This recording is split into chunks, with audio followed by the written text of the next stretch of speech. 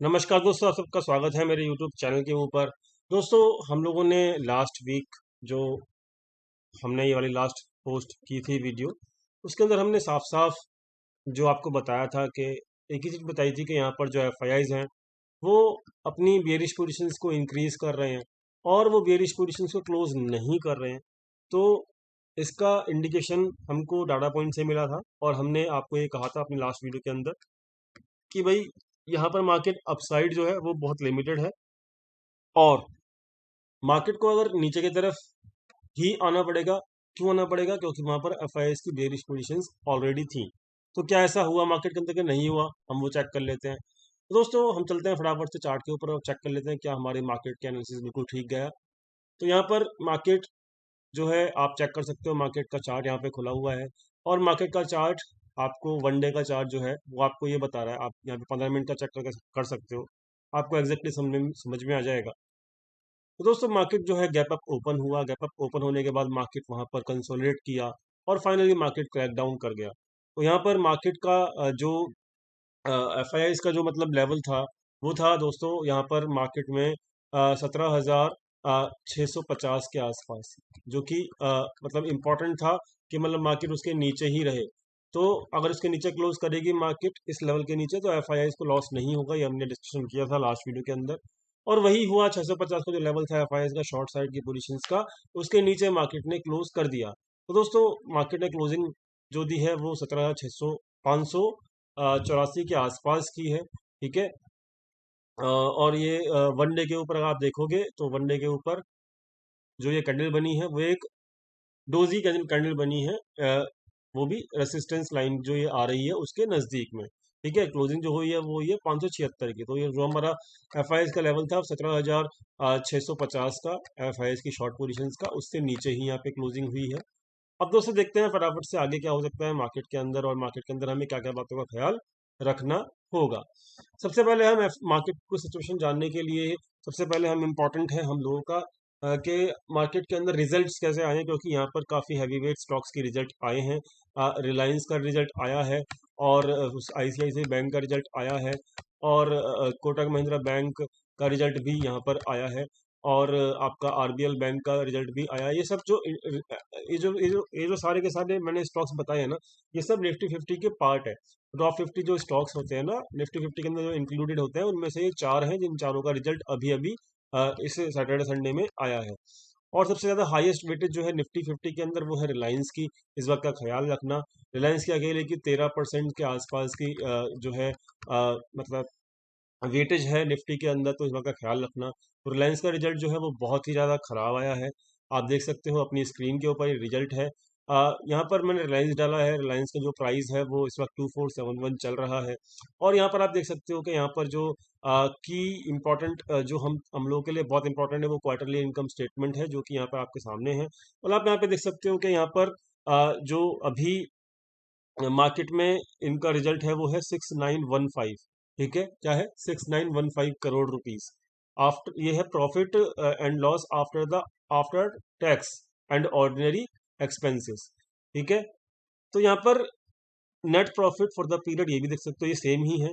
तो 6915, तो यानी कि जो टोटल प्रॉफिट उन्होंने कमाया, ठीक है, जो टोटल प्रॉफिट उन्होंने कमाया वो यहाँ पर 6915 करोड़ रुपए कमाया इस क्वार्टर में, सितंबर के क्वार्टर में। तो इनका रिजल्ट जो था प्रीवियस क्वार्टर में वो कितना था? 15,000 करोड़, जो कि बहुत ही ज्यादा आउटस्टैंडिंग रिजल्ट था। लेकिन अभी वो डिक्रीज हो चुका है, तो रिजल्ट जो है बिल्कुल आधा हो चुका है। इसकी वजह से जो EPS है वो भी आप देख सकते हो, 22 का EPS घट के 10 हो गया है। तो this result is really really bad. और बैड जो रिजल्ट है वो फिर पनिश करेगा ही करेगा, रिलायंस जो है वो पनिश करेगा। ठीक है, ये बात याद रखना। अब बात करते हैं हम लोग बाकी रिजल्ट्स की। ICICI बैंक की, मतलब रिलायंस का रिजल्ट जो है वो खराब है। ICICI बैंक जो है वो हम देख लेते हैं उसका कैसा रिजल्ट है। तो ICICI बैंक का जो रिजल्ट है वो हम देख लेते हैं। तो ICICI बैंक ने जो रिजल्ट पोस्ट किया है वो सितंबर मंथ के अंदर, वो आप चेक कर सकते हो। अ, वो यहाँ पर है। ठीक है। तो profit and loss after activities, ये net profit for the period, ये देख सकते हो आप। 6900 करोड़ का वो था, प्रॉफिट था, जो कि लास्ट क्वार्टर में था जून में। अभी जो है 7500 करोड़ का है। ठीक है। तो इनका प्रॉफिट जो है वो धीरे धीरे इंक्रीज कर रहा है ठीक है, तो मतलब इट इज़ गुड। ये थोड़ा सा मतलब ठीक है रिजल्ट। तो मतलब ये बहुत ज़्यादा अच्छा भी नहीं है, स्टेबल कर रखा है। मतलब आप समझ सकते हो कैसे, मैं आपको समझाता हूँ। ये 7100 करोड़, फिर 7000 करोड़ और फिर 7500 करोड़, मतलब जो रेंज है वो पिछले 3 क्वार्टर से मतलब इन्होंने बैलेंस बना के रखा हुआ है। इसको एक पॉजिटिविटी ही लेंगे, लेकिन ये बहुत बड़ी पॉजिटिविटी नहीं है, इस बात का ख्याल रखना। ठीक है, तो बहुत ज़्यादा आउटस्टैंडिंग नहीं है रिजल्ट के, डबल हो गया प्रॉफिट या फिर मतलब 1.5 टाइम्स हो गया, तो ऐसा कुछ नहीं है। मतलब ओवरऑल एक रेंज में बना हुआ है। बट हाँ, इसको नेगेटिव तो नहीं कहेंगे, लिटिल बिट गुड बोलेंगे या एवरेज रिजल्ट बोलेंगे।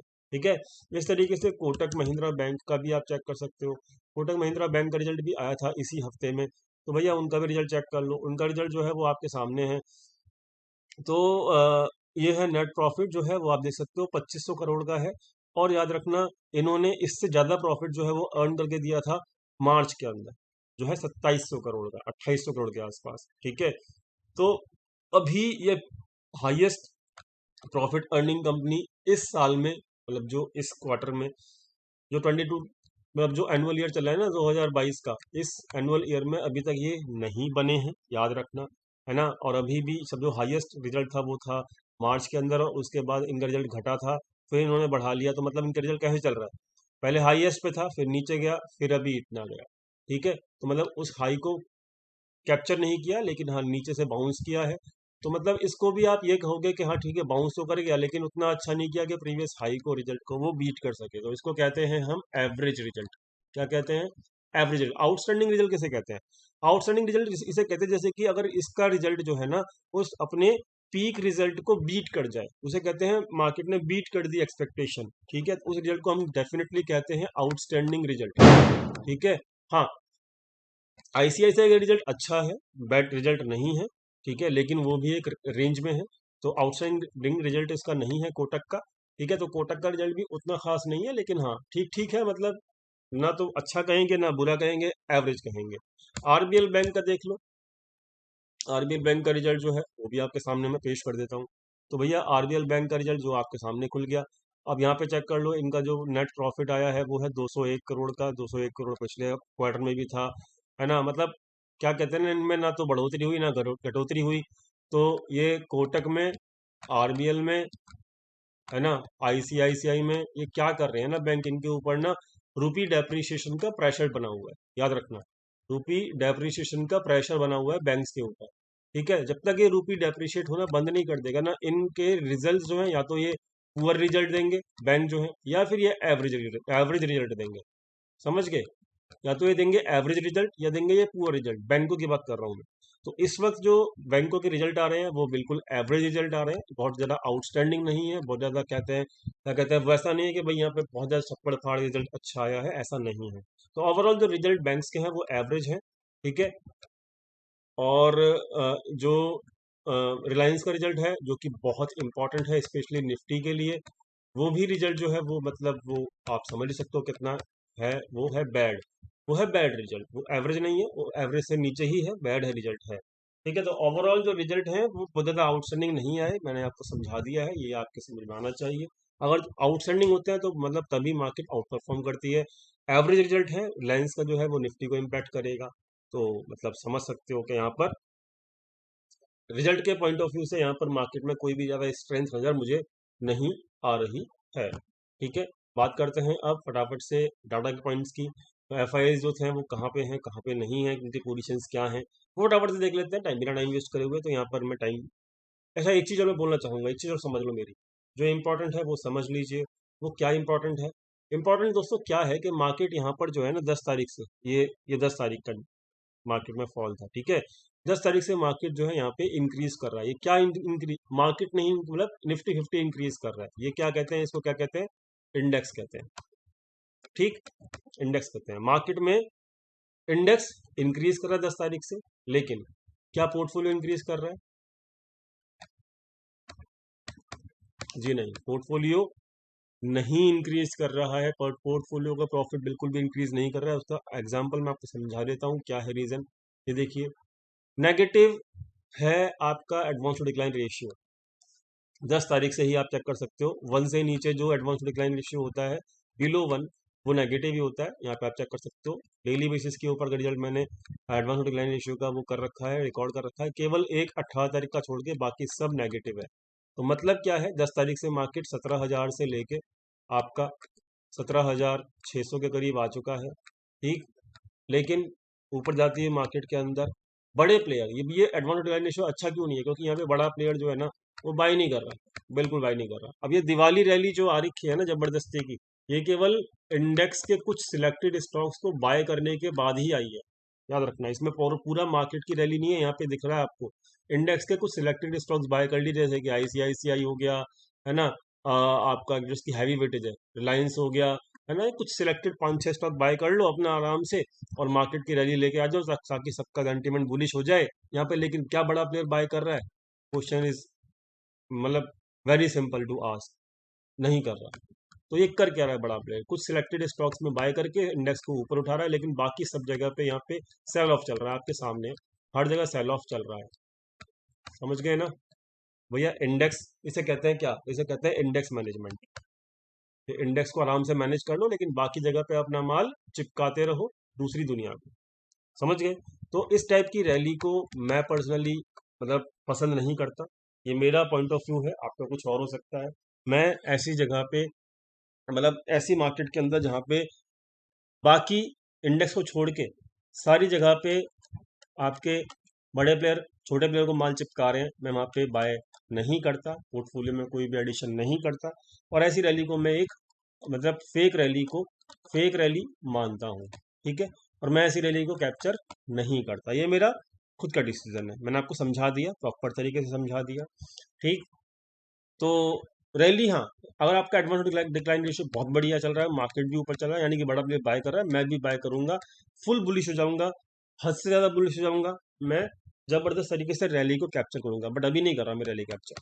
क्लियर, ये बात हो गई। तो इसलिए जो दिवाली का जो मतलब मेरा मुहूर्त ट्रेडिंग पे कुछ लोग पूछ रहे थे मुझे व्हाट्सअप करके कि भाई क्या बाय करें क्या बाय करें। देखो दोस्तों, मैं पोर्टफोलियो में तो अभी बाय नहीं कर रहा, क्योंकि मेरे सामने मेरे डाटा पॉइंट्स मेरे को अलाउड नहीं कर रहे। मेरे जो सेट ऑफ रूल्स हैं, जो मेरे रूल्स हैं खुद के लिए, वो रूल्स मैं फॉलो करता हूँ। और उन रूल्स को अगर मैं फॉलो ना करूँ और अंधापन, या फिर कहते हैं कि मतलब कहते हैं ना कि अगर आपने कुछ ट्रेडिंग कर रहे हो या फिर आप कुछ भी मार्केट में हो, तो आपके रूल्स होने जरूरी हैं।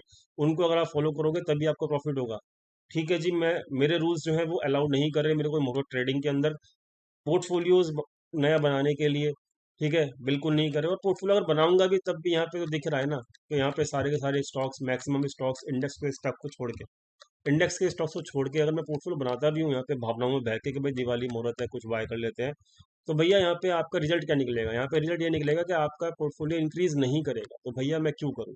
ये मेरा रूल है। तो इसलिए मैं दिवाली मुहूर्त ट्रेडिंग के ऊपर कुछ भी पोर्टफोलियो में एडिशन नहीं कर रहा हूँ, ठीक है। हाँ, दिवाली पे मैं कुछ ना कुछ डेफिनेटली बाय करूंगा। तो मैं गोल्ड बीस, ये मैं डेफिनेटली कुछ ना कुछ बाय करूंगा 1-1.5 लाख रुपए की, ताकि हमारा कुछ ना कुछ मुहूर्त में बाय कर लें। तो गोल्ड का जो है फ्यूचर जो है वो अच्छा ही है, और गोल्ड हमेशा एक एप्रिशिएटिंग एसेट होती है। तो यहाँ पर मैं 1-1.5 लाख रुपए का मुहूर्त के बेसिस के ऊपर आज के दिन वो मैं बाय कर लूंगा, ठीक है। बाकी मैं पोर्टफोलियो बिल्कुल भी नहीं बना रहा, क्योंकि यहाँ पर कुछ बनाने के लिए है ही नहीं, और बाकी जगह माल चिपकाया जा रहा है। ये आपको समझ में आना चाहिए। अगर आपको ये भी चीज़ समझ में नहीं आती तो आप कर सकते हो, इट इज़ योर चॉइस, ठीक है। लेकिन मैं यहाँ पे नहीं करूंगा, मेरे रूल अलाउ नहीं कर रहे। पोजीशंस यहाँ पे क्या क्या है वो समझ लेते हैं फटाफट से। तो मार्केट में ऑप्शंस में इस वक्त किसी की कोई पोजीशन नहीं है। लॉन्ग वीकेंड जो है हॉलीडे है इस वीक का, केवल ट्यूसडे को और थर्सडे को, एक्सपायरी डे वाले दिन, 2 दिन मार्केट खुलेगी इस हफ्ते। तो यहाँ पर कोई भी बड़ा प्लेयर इंटरेस्टेड नहीं है मार्केट के अंदर रिस्क लेने के लिए, या कोई छोटा प्लेयर बना रहा है पोजीशंस। कोई भी बंदा प्लेयर पोजीशन नहीं बना रहा, सबके सब फेस्टिवल एंजॉय कर रहे हैं, ठीक है। तो ऑप्शंस में यहाँ पर कुछ भी किसी की भी पोजीशंस नहीं है, किसी ना बड़े प्लेयर की ना किसी छोटे प्लेयर की, पहली इंपॉर्टेंट चीज। दूसरी इंपॉर्टेंट चीज के यहाँ पर जो ये पोजीशंस हैं ये क्या बता रही हैं, ये भी समझ लेते हैं। यहाँ पर देखो एफ की जो पोजीशंस हैं वो अब कुल मिला के उतनी की उतनी है जितनी इनकी थी, ठीक। प्रोप्राइटर्स ने अपनी नेगेटिव पोजीशंस क्लोज कर दी, 25,000 जो है अब वो न्यूट्रल बैठे हैं, उनकी कोई पोजीशन नहीं है। प्रोप्राइटर कोई पोजीशन नहीं है, एफ की न्यूट्रल नहीं, एफ की बेरिश पोजीशन अभी भी बरकरार है। DII जो है वो अभी भी बरकरार रखे हुए हैं अपनी पोजीशंस को, नेगेटिव पोजीशंस को। रिटेल ट्रेडर्स ने भी कुछ ना कुछ प्रॉफिट बुकिंग थोड़ी बहुत की है और अपना घर लेके गए हैं वो कुछ ना कुछ। तो मतलब अभी रिटेल ट्रेडर को छोड़ के देखिए, अगर मैं टोटल कंपैरिजन करूं तो यहाँ पर रिटेल ट्रेडर की 3.5 लाख की पोजीशंस हैं अभी भी बुलिश, ठीक। बाकी इनकी नहीं है, बड़े प्लेयर्स की। तो बड़ा प्लेयर जो है वो इस वक्त दिवाली रैली जो हो रही है ना उसको होने दे रहा है जानबूझ के, याद रखना मेरी बात को। दिवाली रैली जो अभी हुई हो रही है या हो चुकी है, ठीक है, उसको ये बड़ा प्लेयर जो है ना डिस्टर्ब नहीं कर रहा। ठीक है भैया, आप दिवाली एंजॉय करो, सबकी दिवाली अच्छी जाए, ये बड़ा प्लेयर अलाउ कर रहा है। वो शांति से बैठा हुआ है पिछले 10 दिन से, ठीक है, पिछले 10 दिन से ये शांति से बैठा हुआ अपनी पोजीशंस को होल्ड करके। बात समझ में आ गई, सिचुएशन समझ में आ गई। तो जो भी बाइंग हो रही है इक्विटी में, ठीक है, कहीं पे भी कोई भी बाइंग चल रही है इस वक्त, वो केवल और केवल रिटेल के द्वारा चल रही है, ना कि बड़े प्लेयर के द्वारा। अब आपको बड़े प्लेयर पे भरोसा है तो ठीक है, क्या कहते हैं, आप रैली में पार्टिसिपेट नहीं करो क्योंकि बड़ा प्लेयर शांति बैठा 10 दिन से। आपको मार्केट के भावनाओं के साथ बहना है तो भैया ठीक है, रिटेल ट्रेडर के साथ एंजॉय करो मार्केट की रैली को, दिस इज योर डिसीजन। समझ में आ गया। मैं हमेशा बड़े प्लेयर के साथ जाता हूँ, 10 दिन से शांत है, मैं कुछ भी नहीं कर रहा, कुछ भी मेरा मेजर एक्शन नहीं है। मैं आपको बता भी रहा हूँ कि भैया मतलब मैं पार्टिसिपेट नहीं कर रहा हूँ इस दिवाली रैली को। आप कर सकते हो, आपको किसी ने रोका नहीं। हाँ, रिटेल ट्रेडर्स बाय कर रहे हैं, मैं आपको साफ साफ बता दिया, डाटा पॉइंट्स आपके सामने है। बड़ा प्लेयर नहीं कर रहा बाय, तो मैं बड़े प्लेयर के साथ हूँ, क्योंकि बड़ा प्लेयर 10 में से 9 बार सही होता है, और जो सही होता है ज़्यादा 90% टाइम मैं उसके साथ ही रहना पसंद करूंगा। चाहे वो एक बार गलत हो जाए कोई फर्क नहीं पड़ता, लेकिन 10 बार में से 9 बार तो सही होता है ना, उसके साथ में जाऊंगा। ठीक है, मेरी बात आपको क्लियर हो गई होगी। जो मेरा डिसीजन है वो मेरे लिए है, आपका डिसीजन मेरे से अगेंस्ट हो सकता है, डेफिनेटली हो सकता है। मेरा डिसीजन मेरे लिए है, आपका डिसीजन जो हो तो आप उसको फॉलो करें। बात करते हैं ट्रैकर की। तो ट्रैकर में यहाँ पर साफ साफ मैं आपको समझा देता हूँ कि यहाँ पर एफ की पोजीशंस क्या क्या हैं। एफ को जो एवरेज अभी उन्होंने लॉन्ग पोजीशंस ऐड की थी फ्राइडे को 10,700। तो यहाँ पर कुछ लोग कहेंगे अरे मार्केट में जो क्या कहते हैं एफ जो हैं वो लॉस में होंगे। एग्जेक्स निफ्टी जो है क्या कहते हैं यहाँ पर, एग्जेक्स निफ्टी 200 पॉइंट ऊपर दिखा रहा है, तो यहाँ पर एफ की लंका लगने वाली है। दोस्तों मैं उनके आंसर को समझा देता हूँ। देखो यहाँ पर बड़ा प्लेयर जो है ना वो बहुत बहुत शातिर है। कौन है वो? बड़ा प्लेयर है, वो लॉस नहीं करता। मैं आपको हमेशा अपने चैनल पे कहता हूँ, एफ लॉस नहीं करता। एफ ने 10,000 पोजीशंस ऐड कर दी लॉन्ग साइड की, जिससे उसका जो लॉन्ग साइड का जो नीचे का लेवल है जहां पर उसने पोजीशन बना रखी है, उनका एवरेज लेवल जो आ गया ना वो कितना आ गया? 17,261। समझ में आ गया। ये फ्राइडे को कर चुके थे। अब इनको ऐड करने के बाद जो उनका रेंज था ऊपर का 17,600 का, 650 का, किसका था? वो शॉर्ट साइड का था। अब इन्होंने यहाँ पर भी थोड़ी बहुत पोजीशंस ऐड करी हैं, ठीक है, लेकिन अब जो रेंज इन्होंने बहुत थोड़ी करी है, मतलब इससे ना कुछ होगा नहीं शॉर्ट पोजीशंस का, है ना। मतलब 5,000 के आसपास की मैं आपको साफ साफ बता देता हूँ, लेकिन ये 11,000 की हैं। तो मतलब होगा क्या, पहले जो लेवल था 16,950 से लेके ये नीचे का लेवल था, लोअर रेंज था, ये बाइंग लेवल था इनका, और जो सेलिंग लेवल था एवरेज वो था 17,650। अब जो इन्होंने फ्राइडे को एक्टिविटी की है और फ्यूचर्स में बता रहा हूँ मैं, उसकी हेल्प से अभी जो रेंज है वो चेंज हो गई, वो चेंज हो चुकी है। अब जो इनकी रेंज है वो बन गई है 17,261। बुलिश पोजीशंस नीचे का लेवल जो यहाँ पे इन्होंने बाय किया है, और ऊपर जो एवरेज का सेलिंग सेलिंग जो प्राइस बन गया है वो बन गया है अब 17,850। ठीक है, 17,850। तो मेरे ख्याल से इसी लेवल के आसपास एग्जेक्स होगा, 200 पॉइंट गैप अप करने के बावजूद भी मेरे हिसाब से। ठीक है, मैं चेक नहीं करता बट होगा, ठीक है। तो भैया एफ अभी भी लॉस में नहीं है, एफ बहुत चालू चीज है। वो आप ये सोचो कि भाई वो अगर रैली एंजॉय नहीं करा तो क्या वो अपनी फ्यूचर के पोजीशन को लॉस में जाएगा, जाने देगा? जी नहीं, बिल्कुल नहीं जाने देगा। अभी भी आप चेक कर सकते हो, 200 पॉइंट अगर मार्केट अब भी खुल जाता है मोर ट्रेडिंग वाले दिन, तो वो उस वक्त भी लॉस में नहीं होगा। 17,850 के ऊपर जो है वो अभी भी उसकी एवरेज सेलिंग प्राइस है बेयरिश पोजीशंस की, और एवरेज बाइंग प्राइस है जो कि बुलिश पोजीशंस की है वो है कहाँ पे? 17,261 के ऊपर। तो इसको गलतफहमी निकाल देना अपने दिमाग से कि भाई एफ लॉस में चल रहा है। जी नहीं, एफ लॉस में नहीं चल रहा है। हाँ, लेकिन 850 के लेवल के ऊपर अगर मार्केट अपने को मिलती है, हम लोग बुलिश नहीं होंगे। क्यों नहीं होंगे? क्योंकि भैया एफ के साथ साथ चलो ना। अगर आपको एफ का बाइंग लेवल पता है या सेलिंग लेवल पता है, उसके साथ साथ चलो ना। क्यों उससे पंगा ले रहे हो? एफ से मत लो ना पंगा। तो यहाँ सिंपल सा मेरा स्ट्रेटेजी क्या है कि भाई 17,850 जो है वो है FIS का लेवल। उसके ऊपर अगर मार्केट को मिलती है तो मैं अपनी अगर पुट राइटिंग मैंने की हुई है या किसी ने बुलिश पोजीशंस ले रखी हैं, ठीक है, थोड़ी बहुत भी ले रखी है, तो वो प्रॉफिट बुकिंग करे, प्रॉफिट बुकिंग की तरफ ध्यान दे। ये एक ऑब्जेक्टिव होना चाहिए। क्यों? FIS से पंगा नहीं लेना। FIS का जो लेवल है 17,850 का है। और देखिए, चाहे आज और चाहे कल, चाहे एक्सपायरी डे वाले दिन, ठीक, हमको इस बात की टेंशन नहीं लेनी। टेंशन कौन लेगा? FIS लेगा। तो भैया FIS एक्सपायरी डे वाले दिन तक भी, एक्सपायरी डे जो है वो 27 अक्टूबर का है, तो भाई 27 अक्टूबर तक भी मार्केट को 17,850 के नीचे क्लोज करवा सकता है। FIS की जिम्मेदारी है ये, उनकी पोजीशंस हैं ये। तो भैया हम FIS से पंगा नहीं लेंगे। हमको मार्केट 17,850 के ऊपर मिलता है तो हम लोग यहाँ पर प्रॉफिट बुकिंग की तरफ ध्यान देंगे। अगर किसी ने बना रखी, मैं तो चेजने को नहीं कर रहा, सिंपल सी बात, मैं तो कोई पोजीशन लेके नहीं बैठा, ठीक, बुलिश साइड की। अगर आपने ले रखी है तो यहाँ पर मैं आपको ये बता रहा हूँ कि यहाँ पर आपको 17,850 के ऊपर जो है प्रॉफिट बुकिंग की तरफ ध्यान देना चाहिए। FIS से पंगा नहीं लेना चाहिए। क्लियर हो गई बात? तो ओवरऑल आपको क्लियर भी हो गया, समझ में आ गया मैं क्या बाय कर रहा हूँ दिवाली पे। मैंने आपको क्लियर कर दिया, FIS का लेवल क्या है वो मैंने क्लियर कर दिया, ठीक है। और दिवाली रैली कौन कर रहा है? वो रिटेलर्स कर रहे हैं, बड़ा प्लेयर नहीं कर रहा, वो मैंने आपको क्लियर कर दिया। आपको किसके साथ जाना है? छोटे रिटेल ट्रेडर के साथ जाना है, बड़े प्लेयर के साथ जाना है, वो आपकी मर्जी, वो मैंने आपको क्लियर कर दिया, वो आपका डिसीजन है। दिवाली के ऊपर मैं क्या बाय कर रहा हूँ वो मैंने आपको क्लियर कर दिया। पोर्टफोलियो सबके लॉस में चल रहे हैं वो मैंने आपको क्लियर कर दिया, ठीक। और ये रैली कैसी रैली है, अच्छी रैली है, बुरी रैली है, वो मैंने आपको क्लियर कर दिया। मैंने आपको पूरी की पूरी सिचुएशन क्लियर कर दी है वीडियो के अंदर। उम्मीद करता हूँ पूरी सिचुएशन आपको मार्केट की समझ में आ गई होगी। क्लियर? क्लियर हो गई? ठीक है। मैं यहाँ पे 850 के ऊपर बुलिश पोजीशन नहीं बनाऊंगा, ये मेरा व्यू है। क्लियर? जब तक FIS अपनी शॉर्ट पोजीशंस नहीं छोड़ देता है, जब तक मैं नहीं बनाऊंगा। मैंने आपको यहाँ पे क्लियर कर दी। रिजल्ट कैसा है वो भी क्लियर कर दिया। निफ्टी बैंक, बैंक निफ्टी देखो इस लेवल के आसपास मिले, जो कि है 41,500 के ऊपर। अगर आपको बैंक निफ्टी मिले, डायरेक्टली प्रॉफिट बुकिंग की तरफ ध्यान दो, बाकी कुछ मत करो। तो आज का जो दिन है ना, दिवाली मुहूर्त ट्रेडिंग का जो दिन है, वो बेसिकली प्रॉफिट बुकिंग के लिए है best, as per the data.